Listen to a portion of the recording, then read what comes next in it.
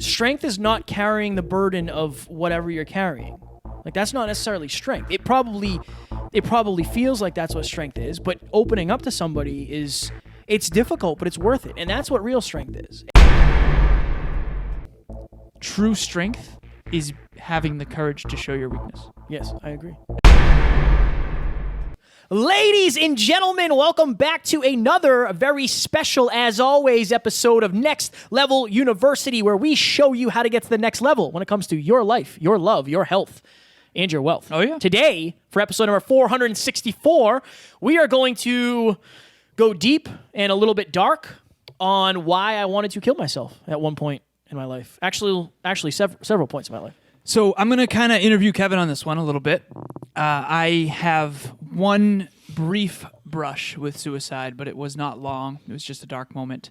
And I ended up calling a suicide hotline, and I got a program that helped me quite a lot. But this is about you.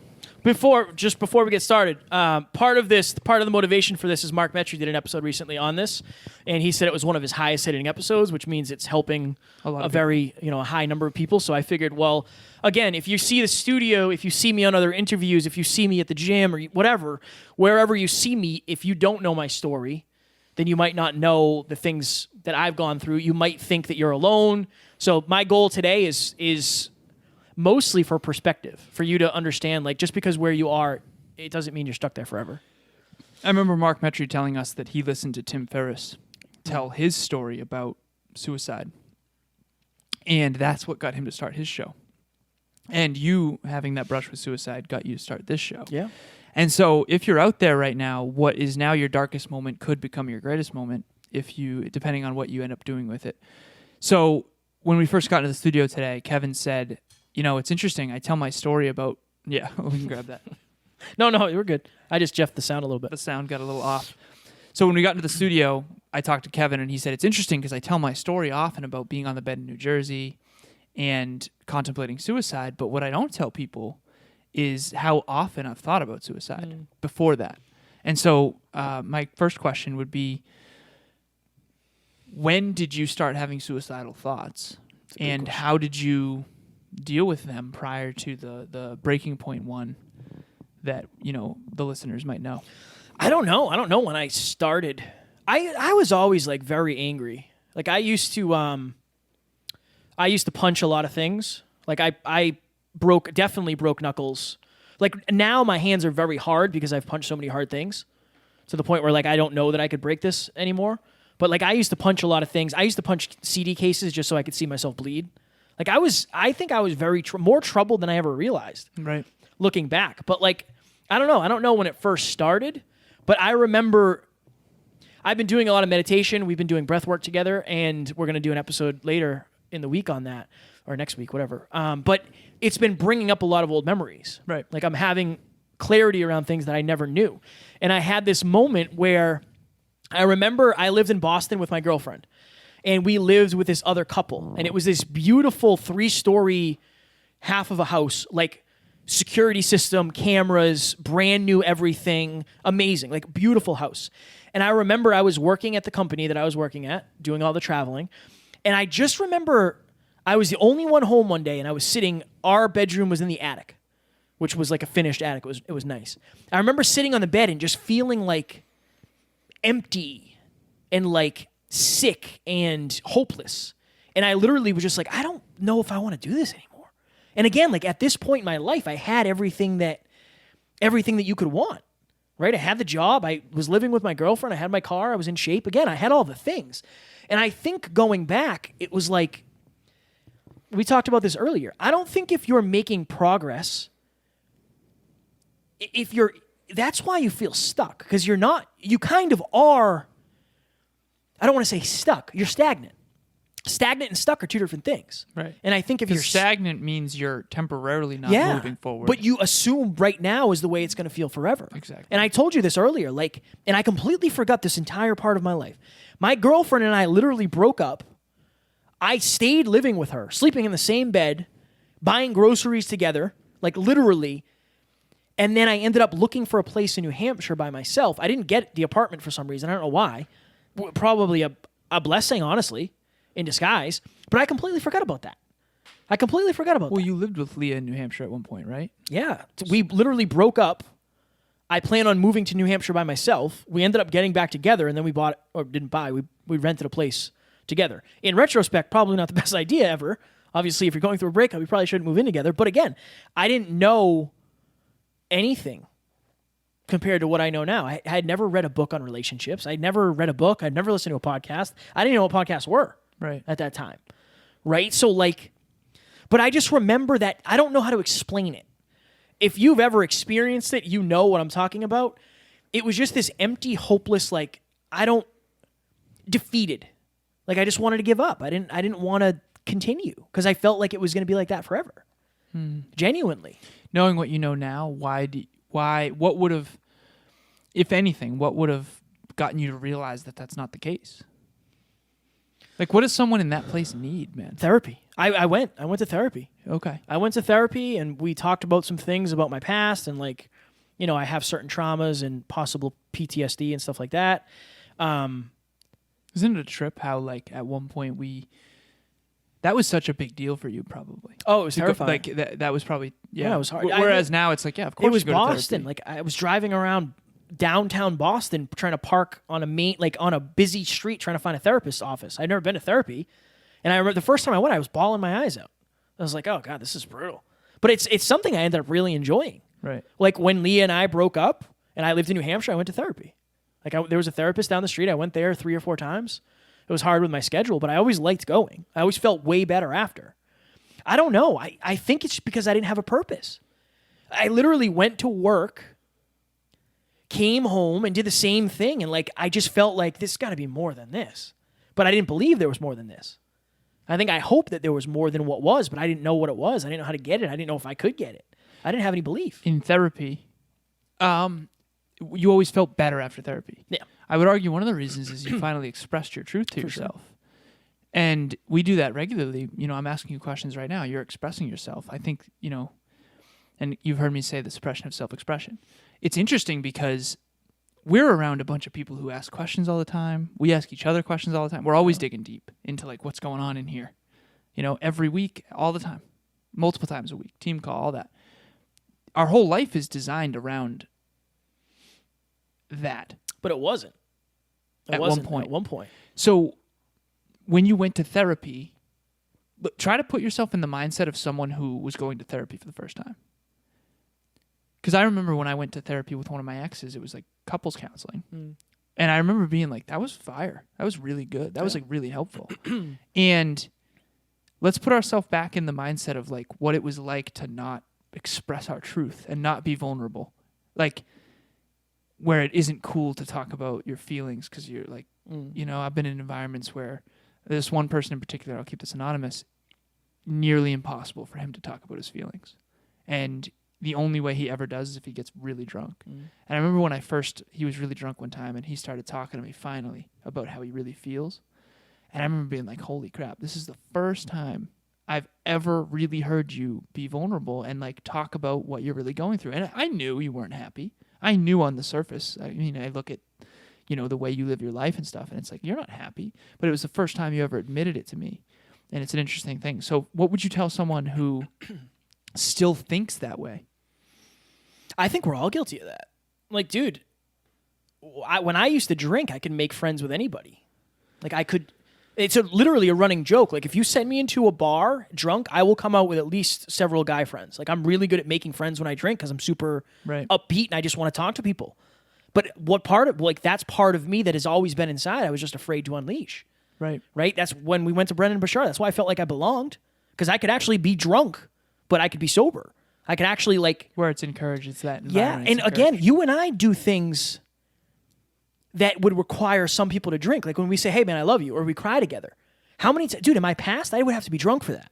For sure.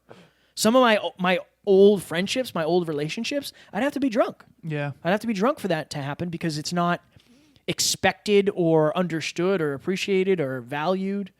So I think... I don't know, did I answer the question? I don't remember what the question was. No, I think that's fire. It's interesting because I used to have a lot of heart-to-hearts when I would drink too. Yeah. But it usually was a heart-to-heart after a night of drinking. And what happened the next day? You pretended like it never happened. because you can't now. Like, we're sober. We can't talk about what we talked about last night. Interesting. I don't know if I did that fully, but I do think there was definitely some of that. Yeah. Definitely some of that. It's almost like the drinking brought the walls down enough to actually talk about stuff, you know? And I've seen some people cry when they were drunk that I've never seen them cry when they were sober. It's just fear. It's crazy. It's just fear. So the question was, you go to therapy, and it's so weird to put yourself back there because it's like, oh, wow, at one point we didn't understand any of this.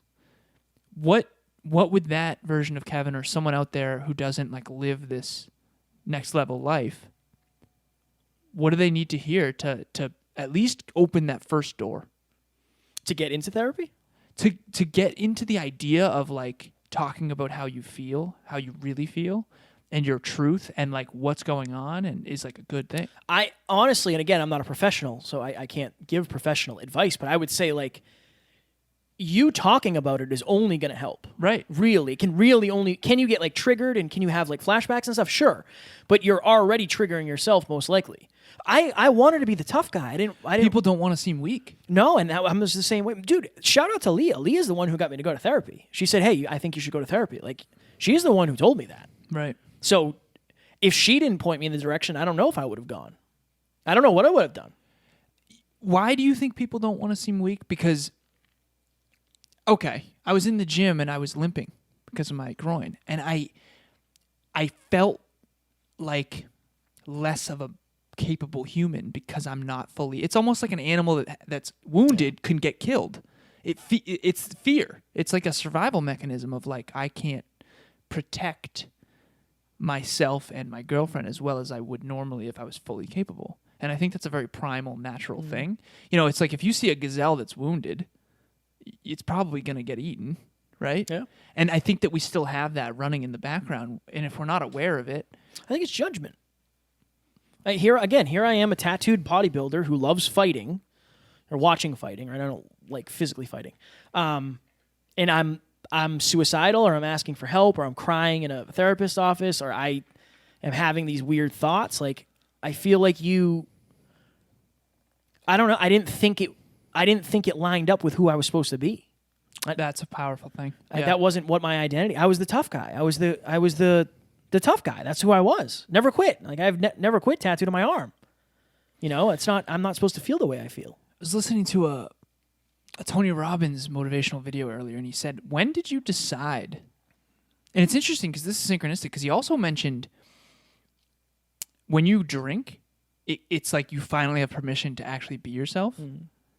Whereas before, you're always trying to put on this cloak of identity. So, for example, if you got labeled and treated as the tough guy, and you got a lot of rewards for that, it's almost like you're just, every time you got rewarded and validated for that. He says this: the strongest part of the human condition is our need to stay consistent with who we believe we are. And so if you believe you're a podcaster, you'll need to stay consistent with that. Like, I wasn't feeling well today, and I could not show up today because I believe that I am consistent. And this is eventually subconscious. But for you, it's like, when did you, and for anyone listening, when was the last time you actually looked into like who you actually are? And maybe at one point you decided that I'm good at math, or you decided that I'm really smart. How much of that is keeping you from being vulnerable and saying, I don't know with this? I know a lot of people who consider themselves very intelligent, and because of that, they can never ask a dumb question. They can never put down their ego and ask you for advice because they define themselves subconsciously as intelligent. So I think identity plays a huge part of this. Even to go what you were talking about, and this is an interesting take. Yeah, you can be authentically yourself when you're drinking as long as you're hanging out with people who are drinking.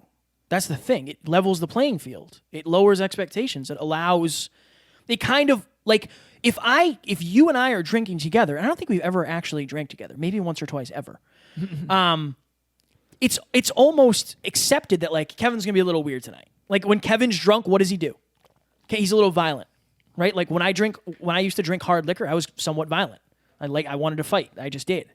That's why for a long time I didn't drink hard liquor. And I still barely drink. I have whiskey every once in a while. But I think it's because you're around other people who are also drinking.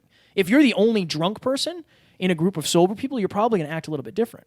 If you're the only sober person in a group of drunk people, you're going to be annoyed at how touchy-feely or how, like, you know what I mean? I do. I used to, and this is hard for me to even say, but back in college when I was doing my master's degree, I quit drinking for 3 months, which is interesting because back then that was like a huge Herculean feat. That was like, holy crap, you quit drinking. And all I did was lift every day and do my MBA. And business to me came very naturally. Engineering was very hard.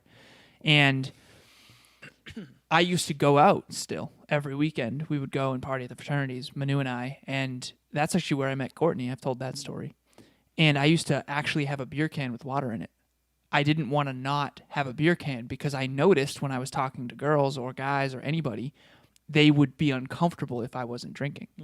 And so I would pretend to drink because I didn't want them to be uncomfortable. Now, I would never do that now because that's just kind of silly to appease to that level.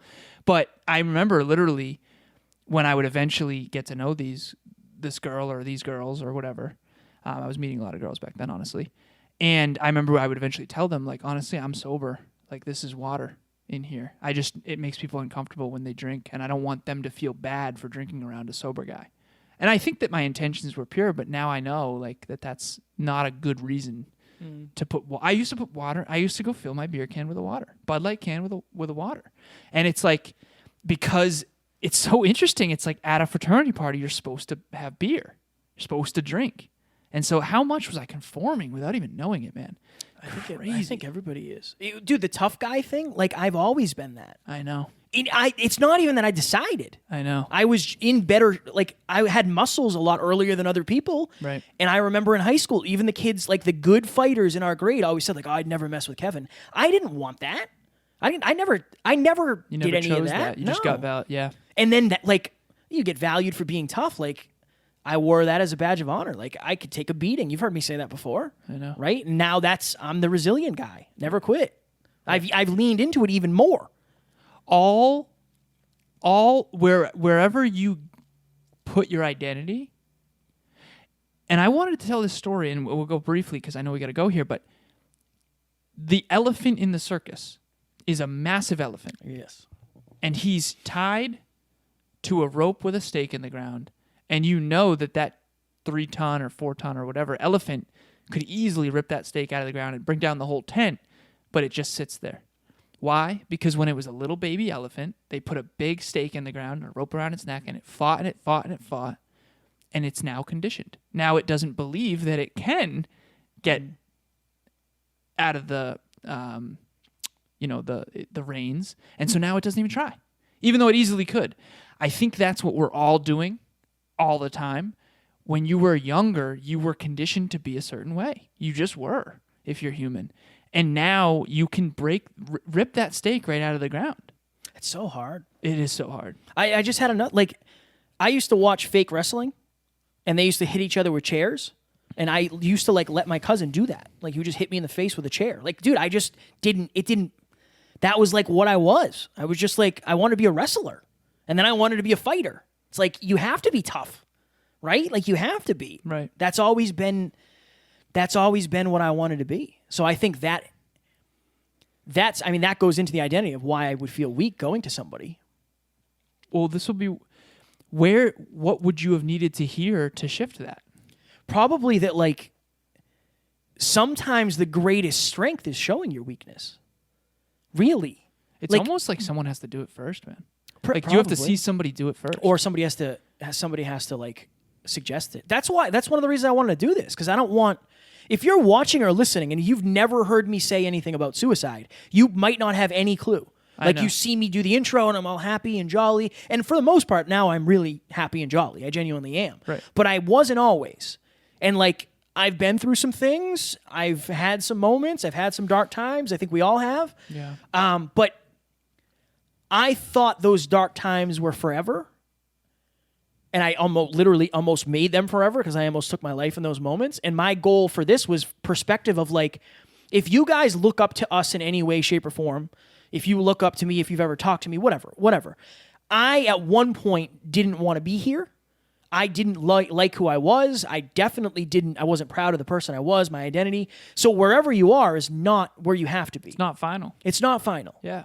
You see Kevin and I here, but like you don't see us really in those tough moments, like alone in bed or whatever, just sitting there like, how in the hell am I going to deal with this? Yeah, we're going through this rebrand. Like, guys, that's hard as hell. Right. It's hard as hell. We did 460 episodes as the Hyperconscious Podcast. This is episode number, technically 2 of Next Level University, but it's the first one where we had this up. Like we have, I'm pointing the artwork on the TV for those listening.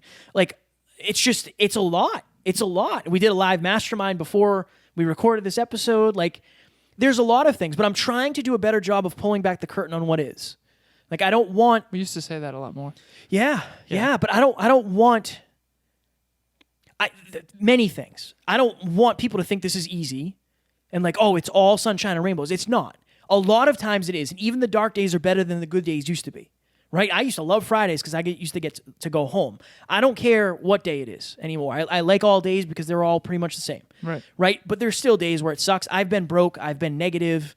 I've been single. I've been heartbroken. I've felt hopeless. I felt trapped. Like, all of those things. That happens. But I'm trying to pull back the curtain. Like, even my social media posts. Like, showing us in the old days, before the studio. Like, don't forget that before the studio didn't exist. Like, we were in a basement. And we were in a bedroom, and we were in a living room, right? Like, that all is not that long ago. I know. And if I forget it, of course, you guys are going to forget it too. If I forget how hard it was, how much things have changed in the last 6 months, think about that. I know. If I forget they are too. I forget what it's like to be hungover. I used to hate my hangovers and all that. It's crazy. That's my goal for this. Like, I don't want to say I don't care where you are. I do care so very much where you are. But if you don't like where you are, it's not forever. Like, it's not forever. And that's what we're trying to bring with this or 460 episodes of the Hyperconscious Podcast. Again, the content's not really going to change. The name did, just so we can help more people. But it's not forever. Talk to somebody. Like, you can reach out to me. You can reach out to Alan. I'll try to help you as much as I can. I'm not a professional. I will always advocate for therapy. Always. Therapy was there for me, and it helped, genuinely. So important. It helped. At one level, so Kevin and I are always trying to get to the next level, and we're trying to help you do the same. At one level, Kevin hated his life enough to really feel hopeless enough to want to actually end it. And that's the level at one point that he was playing at. Yeah. And at one point, I was in my car. I'll never forget it, in my old house. And I had just gotten home from a long night, and I literally was sobbing and so depressed and so upset that I called a suicide hotline and asked for help. And the lady on the phone connected with me, and she was so sweet, and she talked about how she used to have suicidal thoughts, or she used to be super depressed, and she used to have alcohol abuse and all that stuff. And she sold me a program, and that program was literally all mental health stuff. Yeah. And then I went through the CDs. I used to listen to them before bed. And I still have the program. And it really did. It changed my life. And all it really was, I remember I carried a card around in my pocket, that was like a daily affirmation of like, you're going to get through this today. This too shall pass, that kind of stuff. And it's interesting to go back to that because it's like, I was that unhappy. I don't even know if unhappiness is the right word. I don't think it's happy. I don't know what it is, but I don't think it's happiness. It's almost like you're depressed. Well, it's definitely what it is. Yeah. It's definitely what it is. And it did feel hopeless. You know what was really hard is trying to drop my ego. And not, again, this is in hindsight, but like I feel like I had trouble calling for help. Yeah. Because I had to admit to myself that I couldn't do it myself, which was the hardest thing. But once I did that, it opened up this whole world for me. Yeah. And so I think that's the thing. Like, your identity is probably holding you back from going and getting help. Because you want to believe that you don't need help, which is just nonsense, by the way. At the end of the day, I think true strength comes from admitting your weakness. I think I know. Strength is not carrying the burden of whatever you're carrying. Like, that's not necessarily strength. It probably feels like that's what strength is, but opening up to somebody it's difficult, but it's worth it. And that's what real strength is. And that's the way to heal. That's the way to heal. This is synchronistic. Literally the last thing I said. Yeah, we got to go quick. No BS. We're going to go over here. I thought this earlier. true strength is having the courage to show your weakness. Yes, I agree. And I thought that earlier in my room. And I was feeling that way too because of the ear infection and the leg and all that. But yeah, fire. Ladies and gentlemen, this was technically episode number 2 of Next Level University. We went a little bit deep here. But again, my main goal for this is for you to connect with my story so yours doesn't end up like mine, or it does in the best way. I want this to be as much perspective as possible because, again, it's easy for me to look back now, but it wasn't in that moment. And if you're in that moment, I want to be the light that you can see in the darkness. That is my goal. One thing for them to get to the next level. One thing for you to get to the next level. The biggest strength is showing your weakness. I stole yours, but That's fine. That's fine. Biggest thing to get to the next level, go ask for help. What are we doing for the next episode? Remember? Yeah, I can pull it up. Quickly. Hopefully the camera doesn't shut off. No, we'll be all right. Look at that nice new artwork. Nice new colors in the studio. Why you're not happy. Yes, we're going to talk about the tripod of happiness and such. So that actually goes quite well into this episode. Ladies and gentlemen, we hope you enjoyed this episode, and we will talk to you on Friday. Talk to you soon. Bye.